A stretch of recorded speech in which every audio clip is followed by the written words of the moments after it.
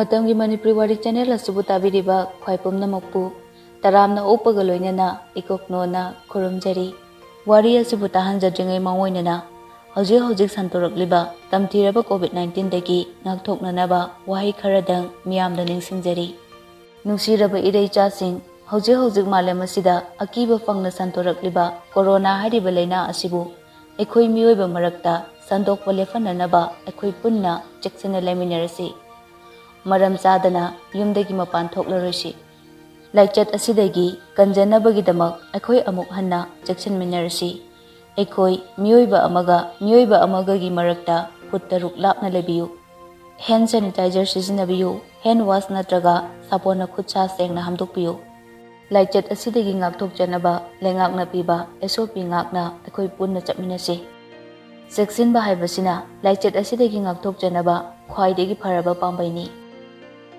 Hauji amuk taminarasi Maikhum 15 suba aroiba tangka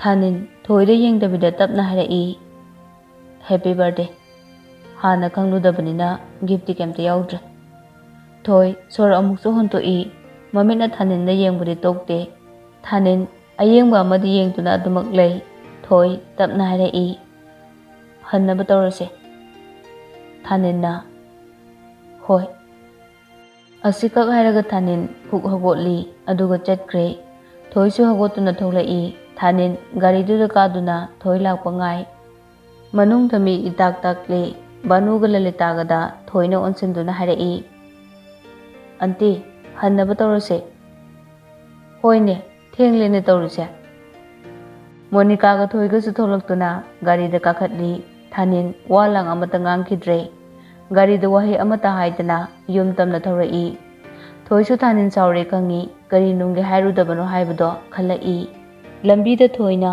thanin da harap yenglui Monica su angang makti natabanina thoigi miyengdo kharadi kangi yum yoraba matungda chatluba misingdu irang langnarami halakpagi thoido gari dagi kumtharai adubu ma changde thanin kumtharakpa ngai thanin gari dagi kumtharakpaga thoina lepliba adomda hanna pawbu yenglamde manungda changkre thoi uyungum leptuna lehawi Monica na fat harai ma'am changase thoi su manungda changlai masadu di popta na warabani adubu mafi ga hongde phone do lokthokuna thaninda call tawi adubu parakte ani ahum lak tawrasu pairaktre somda thanin pamungda hiptuna silent ta thamlaga phone do yengduna leiribani thoi thanina phone paraktabaduda message oina tharai phone amta pairo ai lale hana hayudabagi halakpa kaubu leite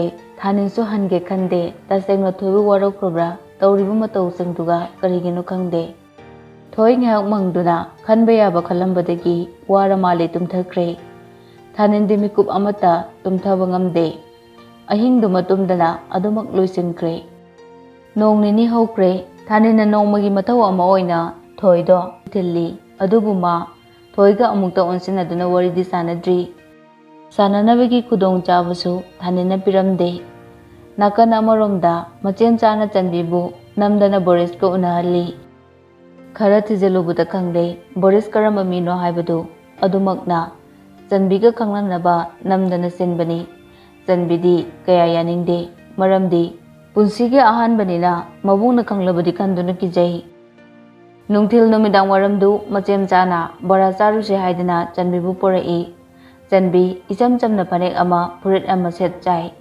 mamai dusu kisande icham chamna phajaba masakni laikai gi bora yumpam adu fauba lai moina hek chaba mapan gi phampam dudadi phamdre machem chana manungda pusilai chanbina chemcha kaiginu sida chadu sibo mapanda dum charsu yaba sibo haima mapanda de angang mayam lei tawbune ani do ngak pami wari atai sanaduna lei ngaki matungda nupa ani changlei amana Boris ni amana mamanabani Boris ubada chanbidi mamit kado laukthokre famli do phuk hagotli machem chana khangyan yali Boris nokphet tongna changlaktuna phammi Boris na nungaribro.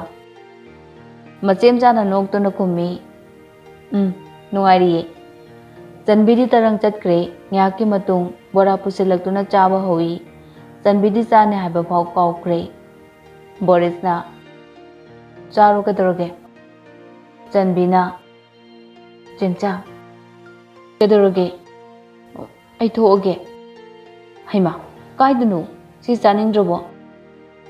Adugi nateba. Boris Chanbigi mawongduda khangnok nonginglai. Chanbi busu nungsibe halakpagum tawi. Hainadrabo ai lakpasida. Chanbi kumde mamina kiruk yengi. Macem chana ngahaktangni si charaga halase. Macem chaga oina wari sanare Chanbide hoi mai haide tumina pamli. Boris Chanbigi mataududa hena nungsira haibu yai. Mai lege khandre khongpamduda chena lep lage khankre ngaki matung chaba loiraga tholai. Boris na paisa su piramle. Boris na adudi akoi mohalage ko. Macem chana hoi sumle horage. Boris hairap noksalamlaga gari do thauduna chatkre. Chanbi sor kam thoi.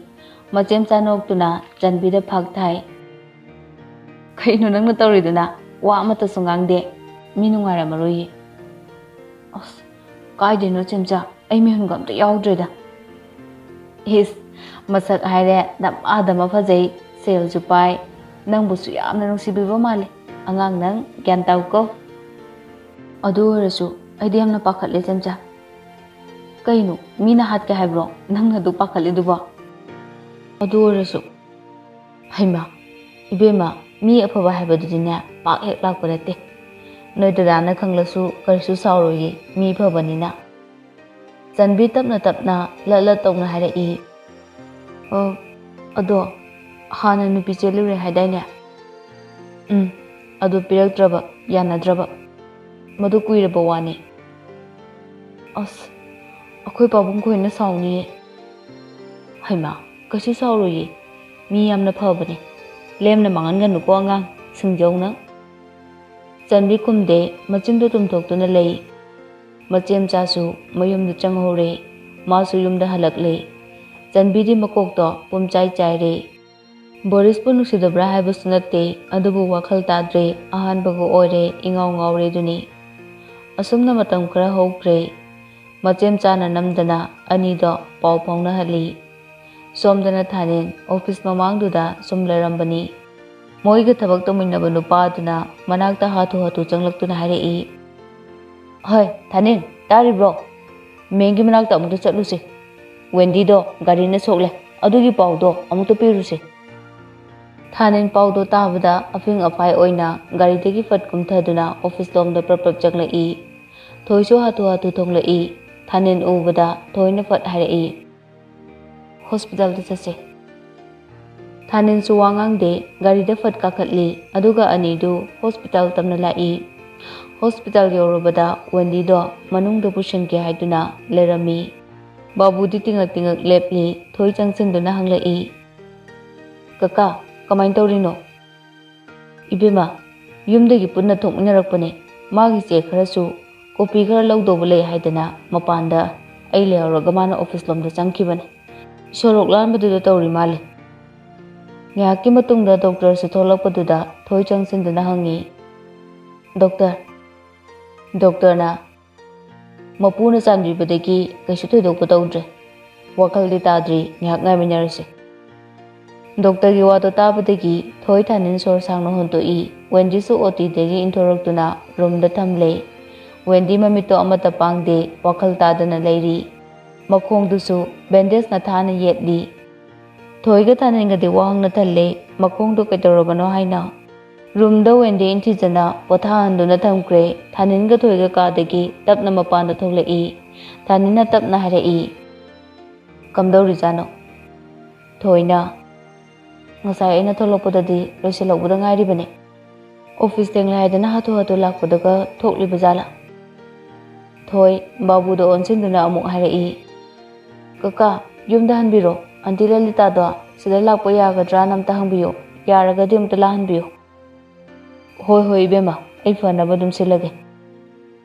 Babu thokre anidu ka manungda changlai thoi Wendy gi bet nakanduda tapna phamthei Thanin di adum leptuna lei Thanin na tapna hairei nangsu yumda hanbana pharoidra thoi Thanin da tapna yenglai fibam sida kamaina handoino fi nungdo honglubudi phaidina anti khoi lakisano Thanin makha tadre ngaki matungda Lalita ga Banu ga sulai nate kedawe haiba kayam thina soke noibo anti kaisu tawdre Thanin na gyan lakpa male Banu Wendy gi laibukta nanthai Banu na isa kaisu tawdredana aidi kya da pakhatlure Wendy makut na maduna makongda thillaga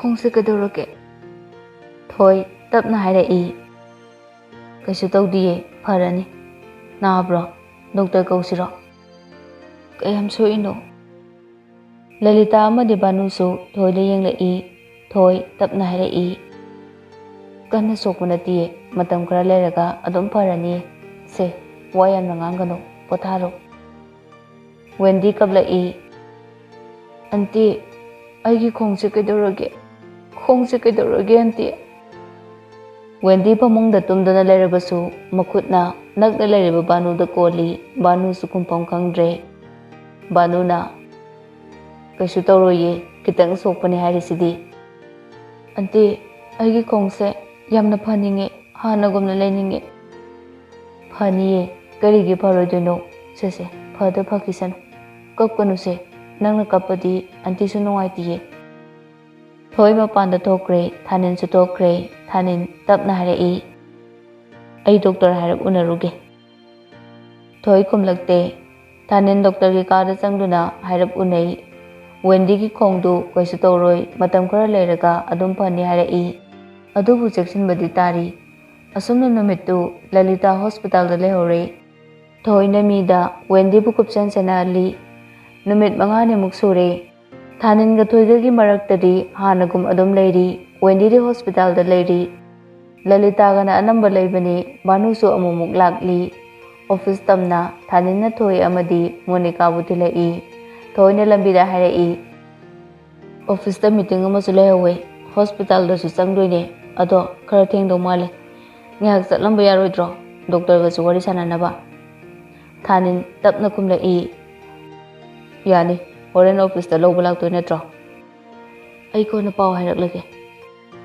Monica amadi thoi office ta tanamlaga Thanin hospital da lai doctor ga wari ngak sanare adui matungda room da changlai Lalita Thanin changlakpadu da hairap hawotli ibungo Thanin laira hoine se sida pamu Thanin Lalita na pirakliba stool da hairap chingchillaga pami Thanin na isadi kasu thilokpa tawdre ko Wendy na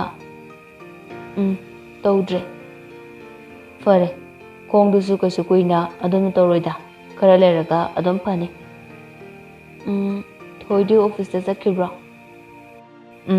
ma horen changlakani haibine Wendy kumde Thanin ngak pamlamlaga phuk agotpada Lalita na hairei imose mapanda thokningi hairi Thanin kari noigi wheelchair haibra adu amta pusilo ngallingai sidane nang leri kansida swaiba ko thoklusi hoine Thanin wheelchair ama lawruga induna Lalita ga loinana tholai hospital da leiriba garden duda hangchik langsa haiduna Lalita na una saba phampam aduda phamthai Lalita na soida leradi yaredana Thanin di sum leptuna lei ngak wari watai sanai ahumdu Wendy na kamaina tawrino haibado khangowdreda Thanin kitang kaknoi nate paisa pangloidaba gari thiraga chongchilluriraba Lalita sunoi natene wari sanarabro dubo karibo hainarage Wendy na sanare moichu tawu yaungna tawbu natabanina loisinarene hoi soheningba kana yauni laibukna tambani thoidokpa soktoba natro moide driver do laibukta kitang soe ꯑꯇꯣꯞꯄ ꯊꯣꯏꯗꯣꯛꯄꯗꯤ ꯁꯣꯛꯇꯦ꯫ ꯐꯔꯦ ꯐꯔꯦ꯫ ꯀꯥꯏꯗꯒꯤꯅꯣ ꯋꯥꯔꯤꯗꯨ ꯄꯨꯊꯣꯛꯇꯨꯅ ꯁꯥꯟꯅꯩ꯫ ꯑꯁꯣꯝꯗꯅ ꯊꯣꯏ ꯑꯣꯐꯤꯁꯀꯤ ꯃꯤꯇꯤꯡꯗꯨ ꯉꯟꯅ ꯂꯣꯏꯁꯤꯜꯂꯦ꯫ ꯊꯥꯅꯦꯟꯗ ꯑꯃꯨꯛ ꯀꯣꯜ ꯇꯧꯔꯨꯗ꯭ꯔꯦ꯫ ꯕꯥꯕꯨꯗ ꯍꯣꯁꯄꯤꯇꯥꯜ ꯇꯝꯅ ꯑꯗꯨꯝ ꯊꯤꯜꯍꯜꯂꯛꯏ꯫ ꯃꯣꯅꯤꯀꯥꯗꯤ ꯌꯥꯎꯔꯛꯇꯦ꯫ ꯐꯝꯂꯤꯕ ꯑꯍꯨꯝꯗꯨ ꯋꯥꯔꯤ ꯁꯥꯟꯅꯔꯝꯕꯗꯒꯤ ꯂꯂꯤꯇꯥꯅ ꯐꯠ ꯍꯥꯏꯔꯛꯏ, "ꯏꯍꯦ, ꯅꯣꯏ ꯑꯅꯤ ꯐꯝꯍꯧꯀꯣ, ꯑꯩ ꯇꯣꯏꯂꯦꯠ ꯐꯥꯎꯕ ꯐꯠ ꯆꯪꯉꯨꯒꯦ, ꯑꯃꯨꯛ ꯂꯥꯛꯀꯦ, ꯉꯟꯁꯨ ꯌꯥꯝꯅ ꯉꯜꯂꯤ꯫" ꯑꯅꯤꯗꯨ ꯍꯥꯏꯔꯞ ꯅꯣꯛꯏ꯫ ꯂꯂꯤꯇꯥ ꯇꯞꯄꯤꯡ ꯊꯣꯛꯈ꯭ꯔꯦ꯫ ꯑꯅꯤꯗꯨ ꯊꯥꯅꯤꯟꯅ ꯋꯥꯔꯤ ꯄꯨꯊꯣꯛꯇꯨꯅ ꯁꯥꯟꯅꯔꯤ꯫ "ꯗꯥ ꯊꯥꯅꯤꯟ, ꯑꯁꯣꯝꯗ ꯆꯠꯂꯨꯁꯦ꯫" "ꯀꯗꯥꯏꯗꯅꯣ?" "ꯑꯁꯣꯝꯗ, ꯇꯨ." ꯋꯦꯟꯗꯤꯅ ꯍꯥꯏꯔꯤꯕ ꯑꯗꯣꯝꯗ ꯊꯥꯅꯤꯟꯅ ꯍꯨꯏꯜ ꯆꯤꯌꯔꯗꯨ ꯏꯟꯗꯨꯅ ꯂꯥꯛꯏ꯫ ꯃꯐꯝꯗꯨ ꯌꯧꯕꯒ ꯋꯦꯟꯗꯤ ꯅꯣꯛꯐꯦꯠ ꯇꯧꯏ꯫ ꯑꯅꯛꯄꯗ ꯃꯃꯥꯒ ꯂꯣꯏꯅꯅ ꯂꯥꯛꯄ ꯑꯉꯥꯡ ꯃꯆꯥꯗꯨ ꯀꯔꯣꯝꯗꯒꯤꯅꯣ ꯈꯪꯍꯧꯗꯦ ꯋꯦꯟꯗꯤꯗ ꯀꯥꯡꯋꯥꯏ ꯋꯥꯏꯁꯤꯜꯂꯤ꯫ ꯋꯦꯟꯗꯤꯅ, "ꯑꯦ ꯏꯕꯨꯡꯉꯣ꯫" ꯊꯥꯅꯤꯟꯁꯨ ꯈꯪꯄꯥ ꯄꯥꯈꯠꯂꯤ꯫ ꯑꯉꯥꯡꯗꯨ ꯍꯨꯒꯠꯂꯤ꯫ ꯊꯥꯅꯤꯟꯅ, "ꯁꯣꯛꯄ꯭ꯔꯣ?" ꯋꯦꯟꯗꯤꯗꯤ ꯃꯉꯛꯇꯣ ꯍꯥꯏ, "ꯁꯣꯛꯇꯦ꯫" ꯃꯃꯥꯗꯨꯅ ꯃꯆꯥꯗꯨꯗ ꯆꯩꯔꯛꯏ꯫ "ꯍꯩꯃꯥ, ꯃꯁꯤ ꯑꯉꯥꯡꯁꯤ ꯌꯦꯡꯉꯨꯅꯦ, ꯃꯈꯨꯠ ꯁꯝꯒꯦ ꯍꯥꯏꯕꯁꯨ ꯌꯥꯗꯦ꯫ ꯃꯤ ꯆꯤꯆꯦꯒꯤ ꯈꯣꯡꯗꯤ ꯁꯣꯛꯂꯝꯂꯗꯤ ꯀꯃꯥꯏꯅ ꯇꯧꯅꯤ?" ꯑꯉꯥꯡꯗꯨ ꯃꯃꯥꯡ ꯊꯥꯔꯒ ꯑꯃꯨꯛ ꯆꯦꯟꯈ꯭ꯔꯦ꯫ "ꯍꯩꯃꯥ, ꯑꯃꯨꯛ ꯆꯦꯟꯈ꯭ꯔꯦꯅꯦ ꯇꯧꯔꯤꯁꯦ, ꯉꯥꯏꯈꯣ ꯍꯥꯏꯕꯅꯦ!" ꯃꯃꯥꯗꯨ ꯂꯥꯎꯗꯨꯅ ꯆꯦꯟꯈ꯭ꯔꯦ꯫ ꯊꯥꯅꯤꯟ ꯋꯦꯟꯗꯤꯗ ꯑꯣꯟꯁꯤꯜꯂꯛꯏ ꯑꯗꯨꯒ ꯅꯣꯛꯇꯨꯅ ꯍꯥꯏꯔꯛꯏ, "ꯂꯝ ꯌꯥꯝꯅ ꯍꯦꯟꯕ ꯑꯉꯥꯡꯅꯤ꯫" ꯋꯦꯟꯗꯤꯁꯨ ꯈꯤꯇꯪꯗꯤ ꯅꯣꯛꯏ꯫ ꯑꯉꯥꯡꯗꯨꯅ ꯄꯥꯏꯔꯛꯄ ꯎꯅꯥꯗꯨ ꯋꯦꯟꯗꯤꯒꯤ ꯕꯦꯟꯗꯦꯖ ꯌꯦꯠꯂꯤꯕ ꯈꯣꯡꯗꯨꯗ ꯄꯛꯂꯦ꯫ ꯋꯦꯟꯗꯤ ꯈꯤꯇꯪ ꯅꯣꯟꯊꯗꯨꯅ ꯂꯧꯊꯣꯛꯅꯕ ꯇꯧꯏ꯫ ꯊꯥꯅꯤꯟꯅ ꯑꯣꯏꯅ ꯐꯠ ꯅꯣꯟꯊꯗꯨꯅ ꯂꯧꯊꯣꯛꯏ꯫ ꯋꯦꯟꯗꯤ ꯊꯥꯅꯤꯟꯗ ꯃꯨꯟꯅ ꯌꯦꯡꯏ꯫ ꯑꯃꯨꯛ ꯇꯥꯈꯤꯕ ꯃꯃꯤꯗꯨ ꯄꯥꯛ ꯍꯦꯛ ꯀꯣꯛꯎ ꯍꯥꯏꯕ ꯌꯥꯗꯦ꯫ ꯆꯍꯤ ꯀꯌꯥ ꯁꯥꯒꯠꯈꯤꯕ ꯃꯪꯂꯥꯟꯅꯤ, ꯅꯨꯡꯁꯤꯖꯈꯤꯕꯅꯤ ꯊꯥꯅꯤꯟꯇꯕꯨ, ꯑꯗꯨꯕꯨ ꯄꯨꯝꯅꯃꯛ ꯃꯪꯂꯥꯟ ꯑꯣꯏꯈꯤ꯫ ꯉꯁꯤ ꯃꯈꯣꯏ ꯑꯅꯤꯈꯛꯇꯪ ꯅꯛꯅ ꯂꯩꯕꯗꯨ ꯋꯦꯟꯗꯤ ꯊꯃꯣꯏꯗꯨꯗ ꯀꯔꯤꯒꯨꯝꯕ ꯈꯔꯗꯤ ꯐꯥꯎꯕꯒꯨꯝ ꯇꯧꯔꯤ꯫ ꯀꯔꯤꯅꯣ ꯍꯥꯏꯕꯗꯤ ꯃꯥ ꯈꯪꯗꯦ꯫ ꯊꯥꯅꯤꯟꯗꯤ ꯀꯔꯤꯁꯨ ꯑꯍꯦꯟꯕ ꯈꯜꯂꯨꯗꯦ꯫ ꯍꯥꯃꯨꯅꯤ꯫ ꯋꯦꯟꯗꯤꯗ ꯀꯔꯤꯁꯨ ꯊꯣꯏꯗꯣꯛꯄ ꯈꯟꯕ ꯉꯝꯗꯦ꯫ ꯊꯥꯅꯤꯟꯅ ꯋꯥꯔꯤ ꯁꯥꯔꯤꯕꯗꯨ ꯋꯦꯟꯗꯤꯗ ꯊꯥꯅꯤꯟꯗ ꯌꯦꯡꯂꯗꯨꯅ ꯇꯔꯪꯗ ꯂꯩꯕ ꯅꯠꯇꯅ ꯑꯍꯦꯟꯕ ꯀꯔꯤꯁꯨ ꯈꯟꯈꯤꯗ꯭ꯔꯦ꯫ ꯂꯥꯞꯅ ꯕꯣꯔꯤꯁ ꯃꯃꯥꯟꯅꯕꯗꯨꯒ ꯑꯅꯤꯗꯨ ꯌꯦꯡꯂꯤ꯫ ꯅꯥꯀꯟ ꯑꯃꯔꯣꯝꯗꯅ ꯊꯣꯏ ꯑꯅꯤꯗꯨꯕꯨ ꯌꯦꯡꯂꯤ꯫ ꯊꯣꯏ ꯆꯪꯁꯤꯟꯕꯁꯨ ꯉꯝꯗꯦ꯫ ꯑꯅꯤꯗꯨꯈꯛ ꯂꯩꯕꯗꯨꯅꯔ ꯀꯔꯤꯒꯤꯅꯣ ꯈꯪꯗꯦ ꯅꯥꯀꯟꯗ ꯂꯂꯤꯇꯥ ꯆꯪꯂꯛꯏ꯫ ꯂꯂꯤꯇꯥꯅ, "ꯑꯦ ꯊꯣꯏ, ꯑꯟꯇꯤ, ꯀꯩꯗꯧꯔꯦ? ꯂꯥꯛꯑꯣ." ꯂꯂꯤꯇꯥ ꯊꯣꯏꯒ ꯂꯣꯏꯅꯅ ꯆꯪꯂꯛꯏ꯫ ꯅꯥꯀꯟꯗ ꯂꯩꯔꯝꯕ ꯕꯣꯔꯤꯁꯁꯨ ꯆꯠꯈ꯭ꯔꯦ꯫ ꯃꯃꯥꯟꯅꯕꯗꯨꯅ ꯍꯥꯏꯔꯛꯏ, "ꯋꯦꯟꯗꯤ ꯅꯠꯇ꯭ꯔꯣ? ꯀꯩꯗꯧꯔꯦ ꯍꯥꯏꯅꯣ ꯃꯥꯏꯁꯤꯕꯣ?" ꯕꯣꯔꯤꯁꯅ, "ꯈꯪꯗꯦꯗ." ꯇꯟꯖꯥꯗꯨꯗ ꯀꯣꯜ ꯂꯥꯛꯏ꯫ ꯕꯣꯔꯤꯁꯅ, "ꯍꯥꯎ, ꯑꯩ ꯍꯣꯁꯄꯤꯇꯥꯜꯗ ꯂꯩꯌꯦ." ꯆꯟꯕꯤꯅ, "ꯀꯩ ꯍꯥꯏꯔꯛꯀꯦ ꯄꯥꯕꯨꯡꯅ?" ꯕꯣꯔꯤꯁ ꯅꯣꯛꯏ, "ꯌꯥꯝ ꯍꯥꯎꯋꯦ ꯍꯥꯏꯍꯧꯋꯦ." ꯆꯟꯕꯤꯁꯨ ꯅꯣꯛꯆꯩ, "ꯑꯩꯅ ꯊꯣꯡꯕ꯭ꯔꯣ ꯍꯥꯏꯁꯦ?" ꯕꯣꯔꯤꯁꯁꯨ ꯅꯣꯛꯏ, "ꯍꯣꯏꯅꯦ, ꯑꯩ ꯂꯝꯕꯤꯗ ꯂꯩ, ꯌꯨꯝ ꯌꯧꯕꯒ ꯍꯥꯏꯔꯛꯀꯦ." "ꯍꯣꯏ." ꯕꯣꯔꯤꯁꯀꯤ ꯃꯄꯥꯗꯨ ꯃꯁꯥ ꯈꯤꯇꯪ ꯉꯝꯗꯕꯒꯤ ꯍꯣꯁꯄꯤꯇꯥꯜꯗ ꯂꯩꯕꯅꯤ꯫ ꯆꯟꯕꯤꯅ ꯊꯣꯡꯗꯨꯅ ꯄꯤꯔꯛꯄ ꯆꯥꯛ ꯏꯟꯁꯥꯡꯗꯨ ꯃꯄꯥꯅ ꯀꯔꯤ ꯍꯥꯏ ꯍꯪꯂꯤꯕꯅꯤ꯫ ꯁꯣꯝꯗ ꯊꯣꯏ ꯂꯂꯤꯇꯥꯒ ꯆꯪꯂꯛꯏ꯫ ꯂꯂꯤꯇꯥꯅ, "ꯑꯥꯗ ꯊꯕꯛ ꯃꯐꯝꯗꯅ ꯀꯅꯥꯗ ꯀꯃꯥꯏꯅ ꯁꯤꯟꯅꯔꯝꯂꯦ? ꯐꯝꯃꯨ, ꯁꯤꯗꯅꯦ ꯍꯛꯆꯤꯛ ꯂꯥꯡꯁꯦ, ꯁ꯭ꯋꯥꯏꯁꯦ ꯍꯛꯆꯤꯛ ꯌꯥꯝꯅ ꯂꯥꯡꯉꯦ." ꯊꯣꯏꯅ, "ꯌꯥꯅꯤꯅ ꯂꯥꯛꯄꯅꯦ ꯑꯟꯇꯤ." ꯊꯥꯅꯤꯟꯗ ꯐꯠ ꯑꯣꯟꯁꯤꯜꯂꯤ꯫ "ꯗꯣꯛꯇꯔ ꯎꯅꯔꯕ꯭ꯔꯣ? ꯀꯔꯤ ꯍꯥꯏꯔꯛꯀꯦ?" "ꯅꯣꯡ ꯅꯤꯅꯤꯗꯤ ꯂꯩꯈꯤꯁꯦ ꯍꯥꯏꯔꯛꯑꯦ." ꯂꯂꯤꯇꯥꯅ ꯈꯨꯝꯂꯛꯏ, "ꯀꯨꯏꯔꯦꯗ ꯂꯩꯔꯤꯁꯦ, ꯏꯕꯦꯝꯃꯁꯦ ꯃꯁꯥ ꯀꯩꯁꯨ ꯇꯧꯗ꯭ꯔꯦ, ꯍꯟꯕ ꯌꯥꯔꯅꯤꯗ." ꯊꯣꯏꯅ, "ꯍꯣꯏ, ꯌꯨꯝꯗ ꯑꯣꯏꯅ ꯄꯣꯊꯥꯅꯕ ꯇꯧꯔꯁꯤ꯫ ꯀꯨꯏꯅ ꯐꯝꯈꯤꯗꯣꯏꯔꯣ ꯃꯄꯥꯟꯁꯤꯗ ꯑꯩ?" ꯂꯂꯤꯇꯥꯅ, ꯍꯣꯏꯅꯦ, ꯆꯪꯂꯁꯤ, ꯀꯅꯥꯅ ꯊꯤꯜꯂꯛꯀꯦ ꯅꯪꯕꯣ?" "ꯀꯀꯥ ꯕꯥꯕꯨꯅ ꯊꯤꯜꯂꯛꯄꯅꯦ, ꯃꯥꯁꯨ ꯑꯣꯐꯤꯁꯂꯣꯝꯗ ꯊꯕꯛ ꯂꯩꯍꯧꯕꯒꯤ ꯍꯟꯈ꯭ꯔꯦ." "ꯑꯣ, ꯑꯗꯨꯗꯤ ꯊꯥꯅꯤꯟꯅ ꯊꯤꯟꯗꯣꯏ ꯅꯠꯇ꯭ꯔꯣ?" ꯊꯣꯏ ꯈꯨꯝꯗꯦ, ꯊꯥꯅꯤꯟꯁꯨ ꯈꯨꯝꯗꯦ꯫ ꯉꯥꯏꯍꯥꯛꯀꯤ ꯃꯇꯨꯡ ꯃꯔꯤꯗꯨ ꯃꯅꯨꯡꯗ ꯆꯪꯂꯛꯏ꯫ ꯊꯣꯏ ꯇꯞꯅ ꯍꯥꯏꯔꯛꯏ, "ꯑꯗꯨꯗꯤ ꯑꯟꯇꯤ ꯑꯩ ꯍꯟꯈ꯭ꯔꯒꯦ, ꯗꯔꯀꯥꯔ ꯍꯦꯛ ꯂꯩꯕꯒ ꯍꯥꯏꯔꯛꯎꯀꯣ." "ꯍꯣꯏ." ꯊꯣꯏ ꯊꯣꯛꯈ꯭ꯔꯦ꯫ ꯃꯄꯥꯟꯗ ꯊꯥꯅꯤꯟ ꯒꯥꯔꯤꯗ ꯂꯩꯔꯤꯕꯅꯤ꯫ Thoi garida phat kakhatli. Thaninna Monica di office da lehori. Oh, Wendy su sida sum leibase nungaramaro. Yumda hanbana farani tawrise. Thoi mamit na hairap khak yengi wa ngangde Thanin mamangdagi mirror du da ui. Mit yengdu kari artano. Thoi phat hairai. Yang wabibado. Thaninna kai buno kai matangno. Yumda potharani driver su nang oiro. Gari na sokini chen kini haidana chano. Thanin gari do thaude mamai phat leithorai. Kaidore sana. Thoi di warong na lairamde Thaninda. Thaninna kadoroge. Ai karimta haide karimta ngangde tumina sum leige kem ude ai mitchu pande. Thanin nokning lura male kana noktorai. Thoi I karingai duda hena kare. Tungdagi khanglam lami Thanin gi samdo. Thanin famlidu matungdo onthok tuna leire. Sana ai sire habane thadu habane. Ihe ai kawne. Nana ai nangona saukibane ko. Haujikne mi khatani se samje thadu habane nangbo. Thoi phat thadok phami sumtring Thanin phat harai. Sumaina amumuk sauna pase yam romantic oibane. Ngasidi nayumdu changlanu. Thoi mamitu lauthokna yenglai. Thanin mirror da yenglaga makha tai. Amuk sauna ba itale. Ngasina loisilani akhoi da chatlase. Thoi mamitu hena lauthokre. Oirode ba wathi do tawgano. Kaino harisibo. Thanin gi tapthaba konjel duda Thoi hena pakhalai. Thoina yumda chatlo khatnaba honogumse. Thaninna aidi chatlaro. Thoi kapning torai. Gyan tadaba tawgano. Wendy su nariba matamsida kaino nang khalisa. Thanin machindu chingduna khajiknu I. Thoi Thanin da yengi. Thanin hoi mai haida gari do chumna thawi. Thoi lambi duda hairak yengi. Thanin da su kari hairak pa haiduna yengi. Ngihaki matung makhoi yore. Gari do thogjalakpada Thoi nokfet tawrai. Ani do tungda mangda changlai. Matam khara haujankhre. Wendy su yumda pothaduna leire. Mina sauduna chatli. Makongdu su phabudi pharabani adubu pura phatre haidana mi loinari. Numitto Sunday oibuna thabak chatnade yumda loina leiri. Mapanda Banu Thaninga wari sari. Banuna ngasi chathok tawba leibro. Thaninna ngasi se leitene. Memna hairakte kedobirage. Wendy se mapan thokninge haradi nang hara puthokpiba yaroidro. Thanin ngak nontaduna khali. Kaida chatninge hainoine. Khangde ne bungo. Mapana sum thoga koithokningbudo imungda sum leibase waita haine. Hoi kaidanu chatluge.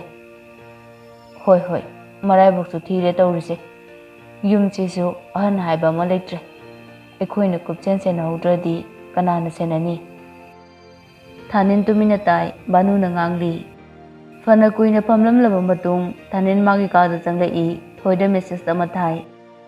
Inena Wendy do mapanda thokningi puthokpiyo hairame. Thoi reply sat halai. Aisu lake. Thanin nokfet tawduna message to halli. Lao.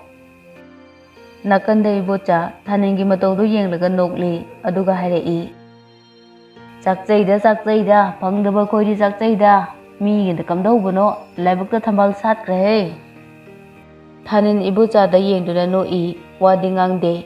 Asumna nungthildo Thoisu loisilli. Wendy su Banuna matem pangduna loisillaga thoklai. Gari manungda Thoi phamduna lerambaduda mamina hairak khap yengi. Thoi noksilai. Thanin gari da kakhatuna ahumdo anakpa park amada lakli. Sunday numika oire angang singdo school chatnadabana mama mapana paraktuna park to punglang langi. Leisa pakhang angang pumthan thali. Thaninna soida ngakpham kise. Ahumdo nakanda lampakong pakpa aduda leisu ningthina thaba nakanda leiriba lambi chatpham mapa aduda uwa ningthina thariba aduga makha oirakna semliba masanan me phampam sing aduda phami. Thaninna Kai chaninge Thoi noktuna kummi Ahidi prokon chaninge Thaninna Wendy nangdi Wendy tarangda leibaduda khangprek khangi Ha Aidi ama hekta Thanin phuk hagotli Ai loruge ko Thanin hagotuna chatpa howi Thoisu phuk hagotli Ai sulake Wendy nang phamlamu ko Thoi hagotuna chatkre Wendy pamduna lehawi Amuba lechilmaktana kukrabugum tawri wakhaldo Wakhan pukning ison chole Mamaidu nontaraga sor hontoi aduga leithorokpada leptuna lerami Boris Wendy masadu pakatli mifamdudi anidu yengnaba lepte hongdoknade Mikup kharagi matungda Boris sor sangno hontoktuna Wendy gi nakta changsilaktuna phammi Wendy mangda fawba mangludabani adugumba mawongdu amukta lakhini khalludabani Sungtha thajadana mikupto oirakle ngasidi Wendy mamaido thampam leitabugum koilei Boris Wendy gi mataudu uribani adubu tapna amengba khonjelda harai Ngasi so hainadaba phawribra phawnuda aise hanagumna ubigano amuksu hanagumna ubiyo thainagi marup Boris tune ai ngasi su Boris aduma oi Wendy kari sukumde mamai nonthaduna mambitna makhada yengduna lei Boris makha tarai gari na so e habu sutai kamdorino matungna so ongano khongku chokpasa yamna wabane punsigi soinaba misu oikiba ya Wendy kumde tanja duda ayakpa khonjelda harai haima mana sida nungainaga phamtok lerame Ichik chik laba anidu ayakpa khonjelduna khangprek khangbugum yengthorai Janbi makwanga metlaga lerami Boris kitang khak noktuna harai Sanaba horamo Janbina Ware halase mana kanano Wendy da khut thillaga harai Wendy mamaidu nongkhalakpada Janbi khangprek khangi Aya dadaga lakminabadu natro dadasu lakbro ai lai haidukanu ko Chatlasi lao ai siba tare haba Janbi Boris ki khutto paiduna chingi Boris so hagotuna chatkre Wendy ungduna anidura yengduna phamawri kadomdagino khangowdana hairak ningsingli haukraba kuikraba lechin onkraba warido ngasi di tasengna sana amagum oina uri mimangda mayek sengna tari kadai dana yengludubo Wendy gyan kanglak lai How Thanin Wendy na yengliba domda yengli kanagumba amatadi ude Thoi Thanin anido phamthei Thoina Se charo Anidu di chaba hawi Wendy amamba lechina kukre masa pumba sangsara amada leibugum khalai Wendy gi ahongba sakpamdo Thanin Thoi ui adubu hanglurabasu pakum phangloi kangbana hangludre Somdana Boris da Jambina chatna petrong ngangli Hojiki nupido nanga tinebra As aidi pakhatlebu Moida dada leibane dada tamtho amadi aidi kamain tongnya Noi dada ro haise Hojiki nupido moida leibane nahanwai khoi daga lae masaktu ubada aduk ningsingli ai kuirasu nanga kamaina tineroino Boris kumde tumina sum chatli Jambi amuka hanjin hanglai Aya khummo he kanano ba kamaina khangnai no ba Boris tatpa lepi aduga tapna harai Chan ai hana nupi chelure nang khangba natra Janbi mamit anidu tatak khappi aduga Boris na phat harai adudune Janbi ngakna Boris da yengi Boris makha tarai Kuirabane mapawga takhidaba makongsu sokpo male ngasi tumina mathanda phamlambaduda changlubane Janbi mamai leithokre aduga nonthaduna leikre Janbi gi matawdo ubada Boris harai kadoroge Janbi mamai dule chilaktre tapna kumlai kaisu tawde nang nungaitabro Janbi wadi kumdana makokdo leimaida nontaraga tapna nomi Boris nokfe tawduna harai matunga amuk hanane onsana aro promise ngasi na aroibane ꯑꯩꯕꯨ ꯊꯥꯖꯗꯕ꯭ꯔꯣ?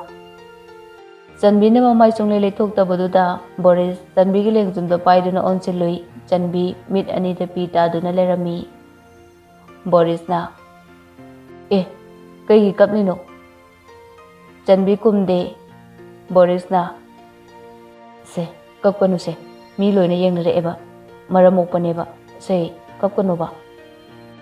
ꯆꯟꯕꯤ ꯀꯞꯅ ꯀꯞꯅ ꯍꯥꯏꯔꯛꯏ, "ꯑꯩꯗꯤ ꯀꯅꯥꯝꯇꯒ ꯁꯨꯃꯥꯏꯅꯁꯨ ꯅꯨꯡꯁꯤꯅꯗ꯭ꯔꯤ, ꯅꯪꯅꯁꯨ ꯑꯍꯥꯟꯕꯅꯤ, ꯑꯗꯨꯒ ꯅꯨꯄꯤꯗꯣ ꯀꯅꯥꯅꯣ ꯈꯪꯂꯒ ꯑꯩꯅ ꯀꯞꯅꯤꯡꯂꯤꯁꯤꯅ ꯀꯔꯤꯒꯤꯅꯣ?"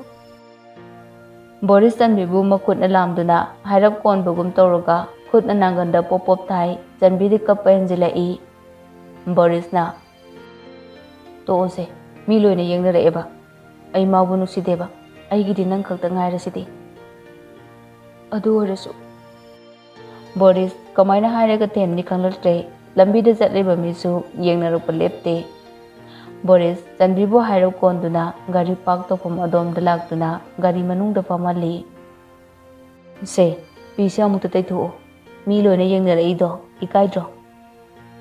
ꯕꯣꯔꯤꯁꯁꯨ ꯒꯥꯔꯤꯗ ꯐꯠ ꯀꯥꯈꯠꯂꯤ꯫ ꯆꯟꯕꯤ ꯀꯞꯅ ꯀꯞꯅ ꯍꯥꯏꯔꯛꯏ, "ꯑꯩꯗꯤ ꯑꯉꯥꯡꯅꯤꯅ ꯀꯩꯝꯇ ꯈꯪꯂꯣꯏꯅ ꯇꯧꯕ ꯅꯠꯇ꯭ꯔꯣ? ꯑꯩꯁꯨ ꯁꯦꯡꯅ ꯍꯥꯏꯔꯤꯁꯤꯗꯤ, ꯑꯩ ꯃꯇꯨꯡꯗ ꯇꯧꯖꯔꯣꯏ ꯍꯥꯏꯕ." "ꯑꯩ ꯎꯗ꯭ꯔꯤꯀꯥꯟꯗ ꯑꯗꯨꯝ ꯇꯧꯔꯝꯒꯅꯤ, ꯑꯩ ꯈꯪꯂꯝꯂꯣꯏꯅ ꯈꯟꯕ꯭ꯔꯣ?" "ꯐꯔꯦꯅꯦ, ꯑꯗꯨꯗꯤ ꯉꯁꯤꯗꯒꯤ ꯑꯗꯨꯝ ꯁꯦꯟꯅꯔꯣ, ꯌꯥꯔꯕ?" "ꯀꯃꯥꯏꯅ ꯁꯦꯟꯅꯗꯣꯏꯅꯣ? ꯑꯩꯅ ꯌꯨꯝꯗ ꯂꯩꯔꯒ ꯀꯃꯥꯏꯅ ꯎꯅꯗꯣꯏꯅꯣ?" "ꯑꯗꯨꯗꯤ ꯑꯩꯈꯣꯏ ꯌꯨꯝꯗ ꯂꯩꯕ ꯇꯥꯔꯦꯗꯅ." ꯆꯟꯕꯤꯗꯤ ꯐꯖꯅ ꯇꯥꯗꯦ, ꯑꯗꯨꯝ ꯀꯞꯄꯤ꯫ ꯕꯣꯔꯤꯁ ꯒꯥꯔꯤꯗꯣ ꯊꯧꯕ ꯍꯧꯈ꯭ꯔꯦ꯫ ꯊꯧꯔꯤꯗꯣ ꯆꯟꯕꯤ ꯈꯣꯏꯔꯣꯝꯗ ꯅꯠꯇꯦ, ꯁꯣꯝꯗ ꯑꯍꯨꯝꯗꯨꯁꯨ ꯍꯜꯂꯛꯄꯒ ꯃꯥꯒꯤ ꯃꯥꯒꯤ ꯀꯥꯗ ꯆꯪꯗꯨꯅ ꯄꯣꯊꯥꯅꯈ꯭ꯔꯕꯅꯤ꯫ ꯂꯩꯔꯤꯕ ꯅꯨꯄꯥꯁꯤꯡꯗꯨ ꯍꯨꯏ ꯆꯥꯁꯦ ꯍꯥꯏꯗꯨꯅ ꯁꯪꯒꯣꯏꯗꯨꯗ ꯃꯔꯣꯏ ꯃꯄꯥꯡ ꯁꯦꯝꯕꯁꯨ ꯌꯥꯎꯏ, ꯈꯔ ꯑꯃꯅ ꯃꯩ ꯊꯥꯒꯠꯂꯤ, ꯃꯔꯛꯇꯨꯗ ꯊꯥꯅꯤꯟꯁꯨ ꯌꯥꯎꯔꯤ꯫ ꯅꯨꯃꯤꯗꯥꯡ ꯋꯥꯏꯔꯝꯗꯤ ꯑꯣꯏꯔꯕꯅꯤ꯫ ꯊꯥꯅꯤꯟꯒꯤ ꯐꯣꯟꯗ ꯀꯣꯜ ꯂꯥꯛꯏ꯫ ꯆꯟꯕꯤꯒꯤ ꯅꯝꯕꯔꯗꯒꯤꯗꯤ ꯅꯠꯇꯦ, ꯊꯪꯅꯕ ꯅꯨꯄꯤꯗꯨꯒꯤ ꯅꯝꯕꯔꯗꯒꯤꯅꯤ꯫ ꯊꯥꯅꯤꯟ ꯉꯛꯂꯞ ꯐꯣꯟꯗꯨ ꯄꯥꯏꯈꯠꯂꯤ꯫ ꯍꯦꯛ ꯄꯥꯏꯕꯒ ꯃꯄꯥꯒꯤ ꯄꯥꯈꯠꯆꯕ ꯈꯣꯟꯖꯦꯜꯅ, "ꯍꯥꯏ, ꯏꯕꯨꯡꯉꯣ." "ꯄꯥꯕꯨꯡ, ꯇꯥꯏꯌꯦ." "ꯅꯆꯟꯅꯨꯄꯤꯗꯣ ꯍꯧꯖꯤꯛ ꯐꯥꯎꯕ ꯍꯜꯂꯛꯇꯦꯅꯦ, ꯏꯄꯥꯕꯨ ꯂꯩꯐꯝ ꯆꯥꯐꯝ ꯈꯪꯗ꯭ꯔꯦꯅꯦ." ꯊꯥꯅꯤꯟ ꯁ꯭ꯋꯥꯏ ꯂꯥꯎꯏ꯫ "ꯄꯥꯕꯨꯡ, ꯑꯩ ꯐꯣꯟ ꯇꯧꯒꯦ." "ꯇꯧꯔꯦꯅꯦ ꯑꯩꯅ, ꯑꯗꯨꯕꯨ ꯆꯠꯇꯦꯅꯦ." "ꯑꯩ ꯌꯦꯡꯒꯦ ꯄꯥꯕꯨꯡ, ꯑꯗꯨꯒ ꯑꯃꯨꯛ ꯍꯥꯏꯔꯛꯀꯦ."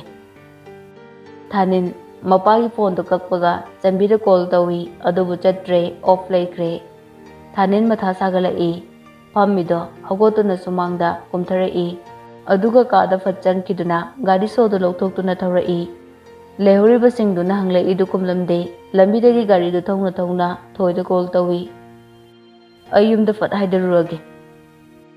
ꯑꯁꯤꯈꯛ ꯍꯥꯏꯔꯝꯂꯒ ꯐꯣꯟꯗꯨ ꯀꯛꯈ꯭ꯔꯦ꯫ ꯊꯣꯏ ꯉꯛꯅ ꯐꯣꯟꯗꯨꯗ ꯌꯦꯡꯍꯧꯏ꯫ ꯊꯥꯅꯤꯟ ꯅꯨꯃꯤꯠꯇꯨꯗꯤ ꯌꯨꯝꯗ ꯂꯩꯈ꯭ꯔꯦ꯫ ꯃꯊꯪꯒꯤ ꯅꯨꯃꯤꯠꯇꯨ ꯍꯥꯏꯗꯣꯛꯄ ꯂꯥꯛꯏ꯫ ꯑꯐꯕ ꯒ꯭ꯌꯥꯟ ꯇꯥꯕ ꯃꯆꯥꯒ ꯑꯣꯏꯔꯦ꯫ ꯁꯣꯝꯒꯤ ꯑꯍꯜ ꯂꯃꯟꯁꯨ ꯏꯌꯥ ꯌꯥꯅꯔꯦ꯫ ꯅꯨꯡꯊꯤꯟꯗ ꯊꯤꯜꯂꯛꯄ ꯍꯥꯏꯅ, ꯂꯨꯍꯣꯡꯅꯕ ꯇꯞꯅ ꯈꯟꯅꯕ ꯍꯥꯏꯅ ꯏꯌꯥ ꯌꯥꯅꯔꯦ꯫ ꯆꯍꯤ 3ꯀꯤ ꯃꯇꯨꯡꯗꯅꯤ꯫ ꯊꯥꯅꯤꯟ ꯀꯤꯆꯟꯗ ꯆꯥꯅꯕ ꯁꯦꯝꯂꯤ꯫ ꯇꯧꯔꯤꯗꯣ ꯏꯆꯥꯏ ꯍꯦꯛ ꯆꯥꯏꯔꯦ꯫ ꯀꯔꯤ ꯀꯔꯤꯅꯣ ꯈꯔ ꯁꯦꯝꯂꯒ ꯇꯦꯕꯜ ꯃꯊꯛꯇꯨꯗ ꯊꯝꯂꯒ ꯍꯥꯏꯔꯞ ꯀꯟꯇꯛ ꯀꯧꯔꯛꯏ, "ꯍꯣꯏ ꯁꯅꯥ, ꯂꯣꯏꯗ꯭ꯔꯤꯕꯣ ꯅꯪꯕꯣ?" "ꯑꯣ, ꯂꯣꯏꯔꯦ ꯂꯣꯏꯔꯦ." ꯊꯣꯏ ꯃꯐꯤꯗꯨ ꯁꯦꯝꯗꯨꯅ ꯊꯣꯛꯂꯛꯏ, ꯑꯗꯨꯒ ꯆꯤꯌꯔ ꯑꯃ ꯂꯧꯊꯣꯛꯇꯨꯅ ꯐꯝꯃꯤ꯫ ꯊꯥꯅꯤꯟ ꯕꯥꯎꯜ ꯑꯃ ꯄꯨꯁꯤꯜꯂꯛꯏ꯫ "ꯁꯨꯞꯅꯦ, ꯉꯁꯤ ꯆꯥꯛ ꯆꯥꯗ꯭ꯔꯕꯅꯤꯅ ꯁꯤ ꯑꯣꯏꯅ ꯈꯔ ꯆꯥꯔꯣ." ꯊꯣꯏ ꯅꯣꯛꯐꯦꯠ ꯇꯧꯅ ꯁꯨꯞꯇꯣ ꯆꯥꯃꯁꯅ ꯑꯃꯨꯛꯇꯪ ꯀꯣꯠꯂꯤ, ꯑꯗꯨꯒ ꯇꯟꯅ ꯍꯥꯏꯔꯛꯏ, "ꯑꯁ, ꯑꯩ ꯊꯦꯡꯉꯦ, ꯍꯜꯂꯛꯑꯒ ꯃꯌꯥꯝ ꯆꯥꯔꯒꯦ." "ꯁꯤꯃꯇꯪꯗꯤ ꯆꯥꯕ ꯂꯣꯏꯁꯤꯟꯈꯣꯗꯅ." "ꯑꯩ ꯊꯦꯡꯉꯦꯕ." ꯊꯣꯏ ꯀꯤꯆꯟꯗꯒꯤ ꯊꯨꯅ ꯊꯣꯛꯈ꯭ꯔꯦ꯫ ꯊꯥꯅꯤꯟ ꯊꯣꯏꯅ ꯆꯥꯕ ꯍꯧꯔꯝꯕ ꯁꯨꯞꯇꯨ ꯍꯥꯏꯔꯞ ꯌꯦꯡꯉꯤ꯫ ꯇꯟꯖꯥꯗꯨꯗ ꯉꯥꯎꯁꯤꯟꯅꯕꯗ ꯃꯄꯥ ꯂꯩꯇ꯭ꯔꯕ ꯃꯆꯥꯅꯨꯄꯥ ꯆꯍꯤ 5 ꯁꯨꯔꯕꯗꯨ ꯆꯪꯂꯛꯏ꯫ "ꯑꯩꯒꯤꯔꯣ ꯁꯤꯕꯣ?" "ꯃꯥꯅꯦ ꯃꯥꯅꯦ." ꯃꯆꯥꯅꯨꯄꯥꯗꯨ ꯆꯪꯁꯤꯟꯗꯨꯅ ꯂꯣꯏꯅ ꯆꯥꯊꯣꯛꯈ꯭ꯔꯦ꯫ ꯊꯥꯅꯤꯟ ꯇꯞꯅ ꯍꯥꯏꯔꯛꯏ, "ꯁ꯭ꯀꯨꯜ ꯊꯦꯡꯂꯅꯤ ꯍꯥꯏꯔꯒ ꯀꯥꯏꯗ ꯑꯃꯨꯛ ꯆꯠꯂꯨꯏꯅꯣ? ꯂꯥꯛꯑꯣ, ꯂꯣꯏꯁꯤꯜꯂꯨꯔꯁꯤ ꯂꯥꯛꯑꯣ." ꯅꯨꯄꯥ ꯃꯆꯥꯗꯨ ꯆꯤꯌꯔꯗꯒꯤ ꯐꯟ ꯆꯣꯡꯊꯔꯒ ꯂꯣꯏꯁꯤꯟꯕ ꯆꯪꯈ꯭ꯔꯦ꯫ ꯃꯄꯥꯅ ꯇꯨꯡꯗ ꯏꯟꯅꯔꯛꯏ꯫ ꯃꯆꯥꯗꯨ ꯂꯣꯏꯁꯤꯟꯕꯤꯕ ꯂꯣꯏꯔꯒ ꯊꯥꯅꯤꯟꯅ ꯒꯥꯔꯤꯗꯨꯗ ꯑꯉꯥꯡꯗꯨ ꯍꯥꯞꯂꯒ ꯁ꯭ꯀꯨꯜ ꯇꯝꯅ ꯊꯤꯜꯂꯛꯏ꯫ ꯉꯥꯏꯍꯥꯛꯀꯤ ꯃꯇꯨꯡꯗ ꯁ꯭ꯀꯨꯜ ꯌꯧꯗꯨꯅ ꯑꯉꯥꯡꯗꯨ ꯂꯩꯍꯧꯔꯦ, ꯑꯗꯨꯒ Halakpagi lambida call ama laki. Thanin hairap suktoktuna yenglaga receive tawi. Ha, hoi, lake. Thanin gari du maikai amada tawi aduga hospital tamna laki. Hospital yobuga manungda chaglapadu Wendy pamduna lerami. Masado ubada waisangrabi amagum irum lummi. Thoigi company duda staff oina leiba nupaduna manakta pamle. Thanin lakpada hogotlaga nofet tawna koksili. Thanin akoibado hairap yenglaga hairai. Koksilaktribo. Ngayo haidana ngairibane. Oh, thoido office da aruba meeting ama lei haidana chatkre. Wendy kitang kagloi ngaki matung nurse aniduna bed ama pusilai. Wendy tapna kakatuna hippi. Thanin na changro kemta soy ngam yawno. Wendy nurse nipi duna insinkre leiriba nupado sor amutang kamtoktuna kablai. Thanin na hairap konsili. Thanin na kapkanuse kasi tawroiba nupa nabu milo ni yengnare. Ani dupam duna lei phana kuiraba matungda thoigi ko lai. Thanin na pat paikali. Thoina kamain tawrage pusin kibadi phana kuire hoi mai hairaktre. Somda nurse ama angang ama pamduna tholai. Wendy gi nupada noktuna angang do lawi. Nurse tuna noktuna hairai. Isa nupane. Nupado noktuna Thanin da yenglai. Thanin su noksili. Aduga phone duda kantak hai. Nacha nupa oina pangjare. Thoisu somda nokjai ngaki matung Wendy su gyan tare. Operation da angang du unabani. Matam kharagi matung ni Wendy su masa kallabani. Angang singa loinana pakta chaklen macha masili haiduna chatnaba losinai. Thanin gari da macha nupa dune thoine mapa lokene punna mafam duda lai. Wendy du apikpu macha duga mapuroibaga tawraga lai. Mayam du ikoi na langduna famlaga lei.